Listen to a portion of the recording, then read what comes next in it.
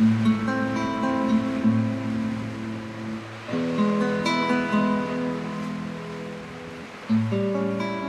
planet is interconnected as never before, with unparalleled benefits and vulnerabilities. We rely on each other and compete with each other for almost everything.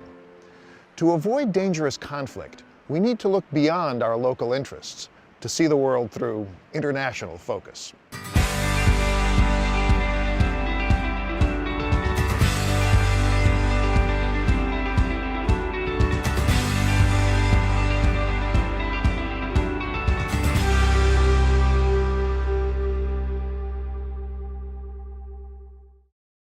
I'm Terry Phillips.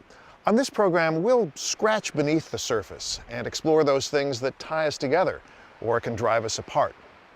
Let's begin with a country that so often dominates our attention. What do we really know about Russia? For more than 1,000 years, Russia has survived wars and revolutions, from the Vikings of Northern Europe to the Mongols of Central Asia.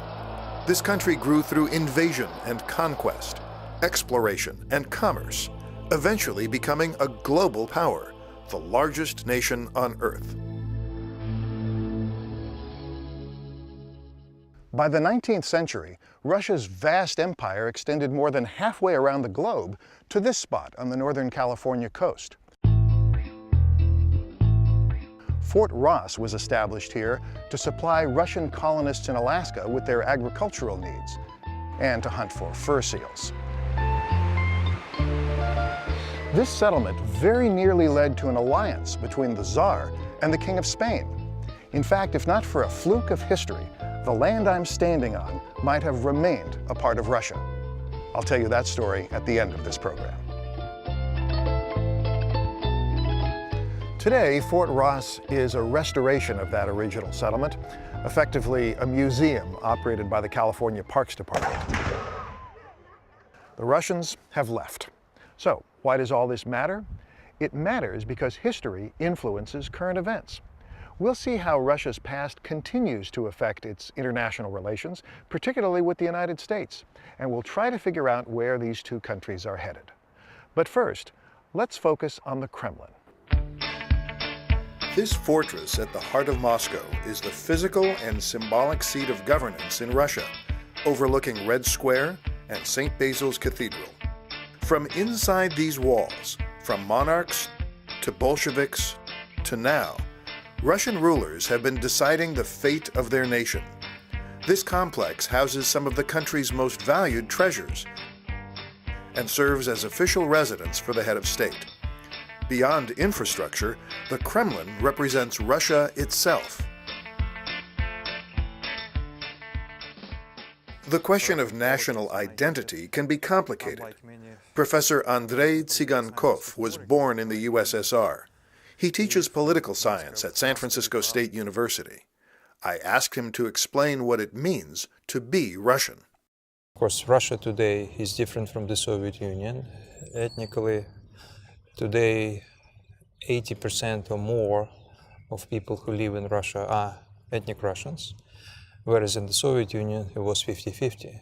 And that's not insignificant because Russia historically has been framed and shaped by a Slavic population, by those who came to Eurasia from Eastern Europe, as we gather. They preserved their own ethnic identity, but they became also, in many respects, intermixed with other multicultural. And then, of course, Russia became Christian in 10th century, in the early 10th century. And so Russians became, in many ways, for centuries, became Orthodox Christians, all the way until the Soviet Union. The Soviet Union dissolved in 1991 after 74 years of communist rule. Sergei Petrov is a career diplomat. For sure. He's now Russia's consul general in San Francisco. We talked about the role of national identity in foreign relations. What is your country? I know it's been the Russian Empire, I know it's been part of the USSR, I understand it's the Russian Federation, but how do you explain to a non-Russian what is Russia? It is not an easy question, but to put it briefly, for me it's my motherland. It's the country where I was born and where I grew up. So if I start explaining about my country to any other person, I would say that it's the best place in the world, that it's a country with wonderful people, and that anywhere you go in Russia you would get comfortable, you would be welcome, and it goes without doubt about any place in Russia and any people from outside. It's the bastard child of the USSR. Masha Gessen was born in the Soviet Union. She studied in the United States, went back to Moscow as a journalist, and wrote 2 books critical of Russia's president, Vladimir Putin. She now lives in America again. Comparing it to the USSR is a little bit of a thankless pursuit because we immediately get into the distinctions. And there are important distinctions. You know, there isn't official censorship.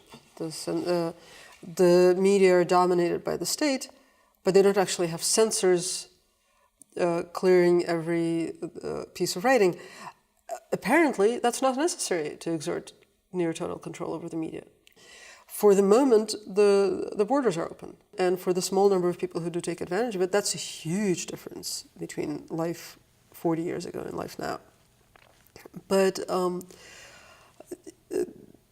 think it's much more important and much more informative to talk about Russia on its own terms. I mean, Russia is an authoritarian state that is fast becoming a totalitarian state. It's a police state.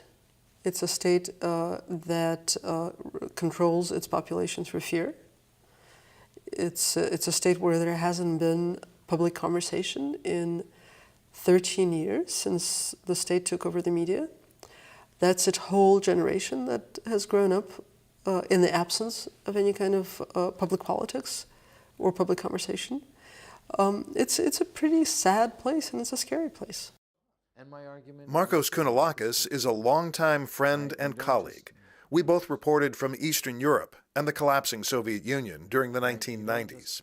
He's now a syndicated columnist and a visiting scholar at Stanford University's Hoover Institution.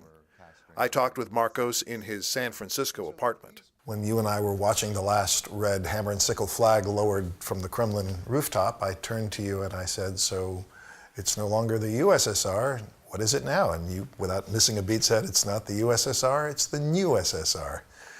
Is it still the new SSR? Or again, maybe, the new SSR? You know, it's changed. There's no question that the country, well, first of all, it doesn't exist, right? The breaking up of that empire is complete. There are remnants of that. And what happens in any development or any change geopolitically is that there are remnants of things past, and then there are pressures of new things to replace whatever that was. So you have remnants of nostalgia for what once was, whether it was empire or superpower status, and that goes both from the leadership down to, you know, your average worker who felt in some way the way that people feel about their own team, right? They want it to win. They want it to be first. They don't like being, you know, they don't like to being Chicago Cubs fans, right? Or, unless you're from Chicago, right? But I mean, you want to go to the World Series every once in a while, right? And or at least have the shot at it, and especially if you've been there. One key to understanding national identity is through journalism. That's as true in Russia as it is in the United States. Of course, not every media agency is truly independent. What some would call state or corporate-sponsored speech, others view as propaganda.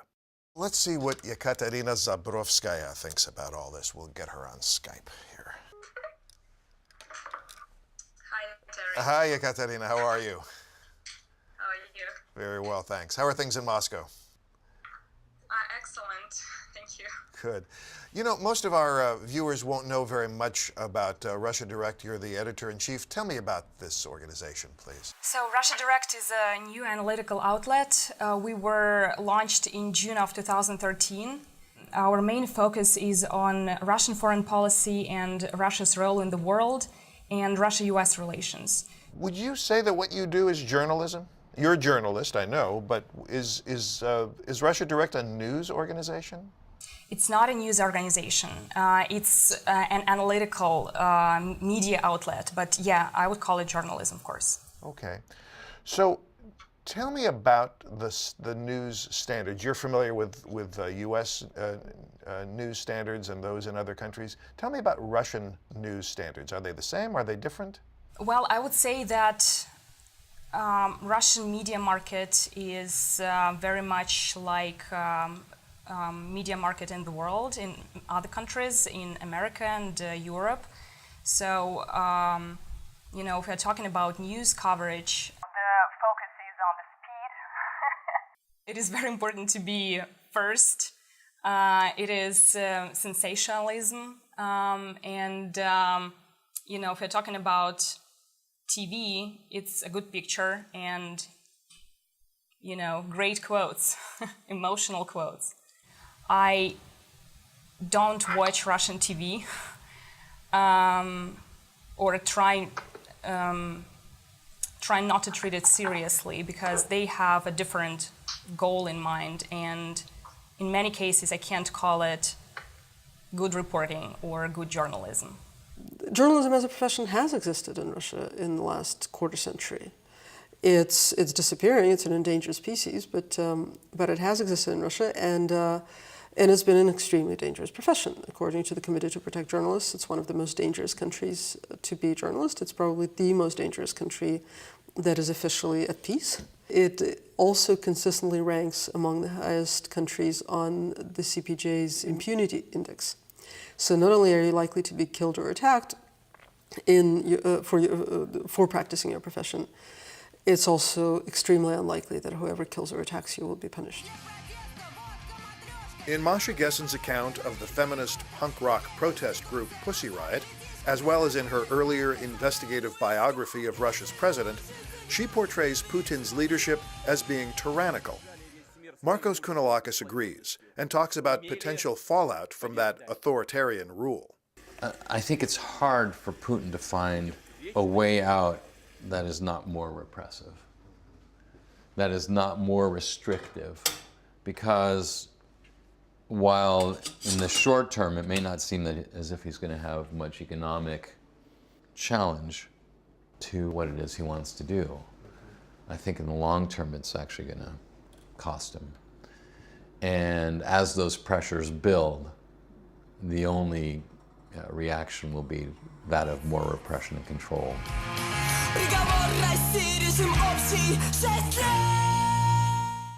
So I want to read you a quotation from Winston Churchill, which I'm sure you're very familiar with. It's from a speech he gave on October 1st, 1939. And he said, quote, "I cannot forecast to you the action of Russia. It is," the famous part, "it is a riddle wrapped in a mystery inside an enigma. But," he goes on, "perhaps there is a key, and that key is Russian national interest." So, what is Russian national interest? What he means is that the Soviet Empire's borders roughly correspond with the borders of the Russian Empire. And so Russia has had its own major geopolitical interests and cultural interests in the Balkans. It wanted to have an understanding with the Ottoman Empire. It wanted to have its own sphere of influence in Eastern Europe. What it referred to as the near abroad. Near abroad now, right. So that is something that Churchill had in mind when he said that Russia's national interests are the key. That Russians will not fight, for example, for Syria, they will not fight for Northern Africa, but they will fight for Ukraine. This is crucial to them. This is their near abroad, this is their sphere of influence, this is their geopolitical sense of where their interests are.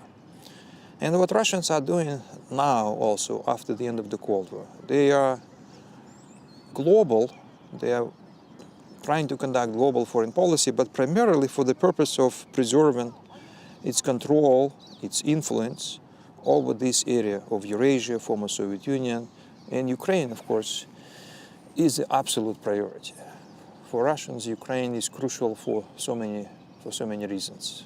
Geopolitically, it's their window to Europe. This is how they connect to Europe. Major pipelines go through Europe, to Europe through Ukraine as well. Culturally, Russians and Ukrainians are extremely close. Their language is close, it's the same religion. The roots of Russian culture are in Kiev, as we discussed earlier. So that is similar to what Jerusalem is to different confessions. So Kiev to Russia is just as important as it is to many Ukrainians for these reasons. And so Russians are willing to accept Ukrainian independence, but so long as there are close relationships preserved, so long as Russia's economic, cultural, political interests are respected in Kiev. And if they are not, then there will be further problems, and that's something that we are already experiencing right now. Let's talk about the relationship between the United States and Russia, because that's really where I'm headed with all of this. How do you see things today, and how do you see things going forward? Well, Terry, what I see today is kind of disturbing, and I'm really not sure where the relationship is going. This is definitely the worst crisis between Russia and the US since the end of the Cold War. It's hard to predict whether the relationship will be in a state of a new Cold War, as some experts today say they warn against a new Cold War, or this will be just a temporary crisis. Frankly, for me, it is hard to say. Marcos, let's talk about the Cold War. I remember that. We remember when it was declared over. Yeah. Looking back, was that declaration premature? The problem with the Cold War is it was undefined in many ways. I mean, we knew viscerally what it meant, and there were borders that were changed as a result of the end of the Cold War. But the war itself lacked a certain definition, right? And so what did the end of that war look like? Well, it wasn't the end of hostilities, per se, because hostilities really never manifested themselves in that war. That's why it was a Cold War. It's something that in some ways had its own momentum, and you saw that in policy areas, you saw that in military directions, you even saw it in popular attitudes and orientations. But had something very definitive changed? No question. What does that do for Russians, and what does that do for Russian-American relations? Well, what that does for Russians is it creates something that they've lacked for a generation, which is a sense of national identity and a sense of their mission in the world. That's scary, because that's what's creating support for Russian aggression. And that's what's creating the kind of support that will last even beyond the negative consequences for the Russian economy. And people will just tighten their belts and continue to support the war effort. And this may last a long time. And what that means for the United States is that it's it can keep saying this is not a new Cold War and we're not fighting a Cold War all at once, but that's not the case. I mean, it's not a new Cold War in the sense that it's something else, but it's something else that is as frightening and as global in its implications as the Cold War was.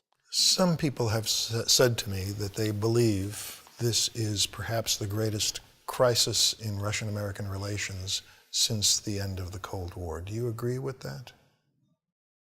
Since the end of the Cold War, probably. But if we look at the Caribbean crisis, which Americans call the Cuban Missile Crisis, just to be clear. Yes. It was much more dangerous from what I knew, from what I learned. As I was told that Americans were were being prepared for a nuclear attack on behalf of the Soviet Union. And but as far as I know, Soviet Union never planned such an attack. The American policy has been shaped around this image that Putin needs to be contained. We need to put in place a new deterrence, a new Cold War policy. We need to assume that Russia is after Ukraine, that Russia wants to restore the Soviet Union, and that's Hillary Clinton and others making these remarks. And Russia, in the meantime, thinks that Americans are out to get them. There is a very strong feeling in the Kremlin that the United States really wants a regime change, that it does not want to deal with Putin. As long as this guy is in power, we cannot get anything done. And what does it mean? That means that we don't recognize Russia for what it is. That's the problem. It's troubling. It's troubling. Because both sides are wrong. It's madness, Terry. That's what it is. You're not advocating regime change in the way this term came to be known in the case of Iraq and Afghanistan. Certainly you're not advocating that kind of outcome, or that kind of process, I should say. And not forcible regime change, no. And in fact, what you're seeing in the first stages of reaction to the Ukraine crisis is a targeted attempt at least isolating the leadership, Putin and his cadre of friends. And is there not a third way? Some kind of reconciliation that goes beyond these two choices? Sure. I mean, but today in our international system, you require the leaderships of nations in international relations to be able to come to agreement and to be able to sign treaties, for example, or come to terms. It doesn't go to a popular vote. What can we as journalists do to make lives in our own countries better? Anything? That's a great question. I do believe that journalists have a power of improving the relations between Russia and the US.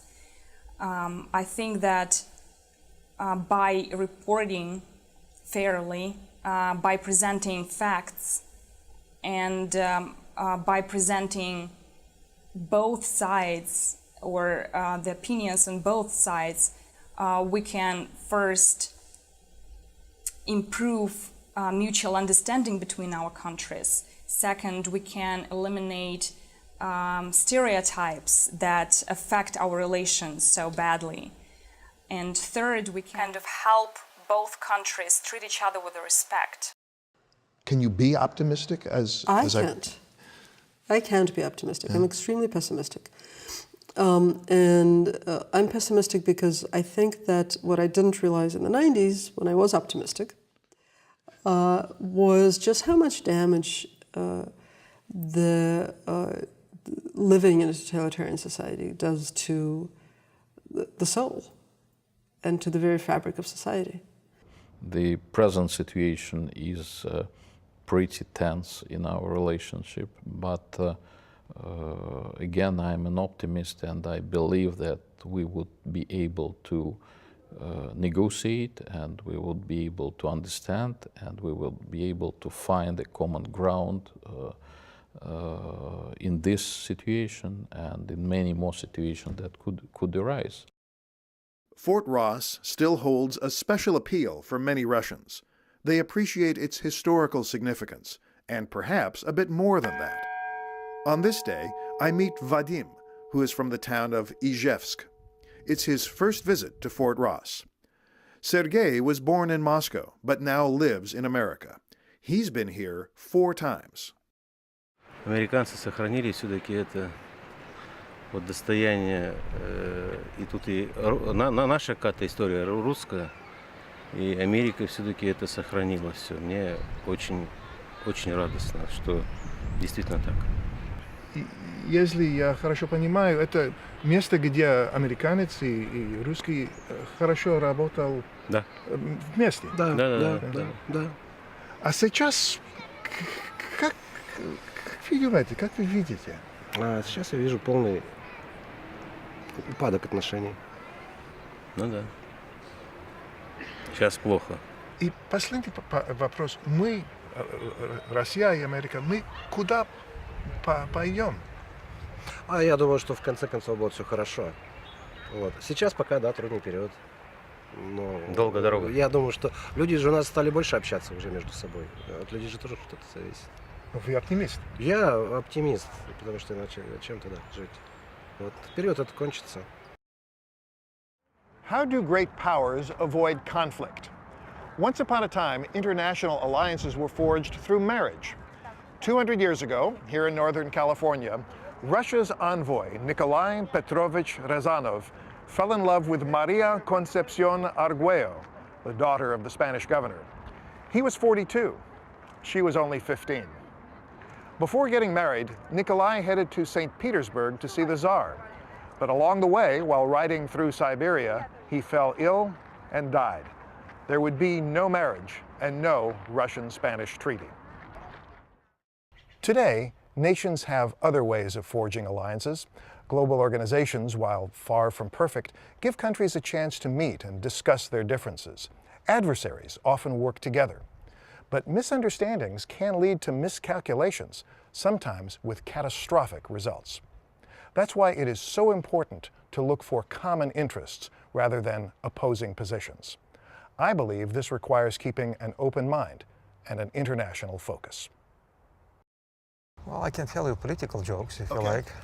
Here is one about Putin's visit to Germany, and that's a tough guy joke about Putin. He comes to a German restaurant. He's with his entourage. A German waiter immediately approaches him and says, "What would you like to eat?" And Putin says, "Meat." "And what about vegetables?"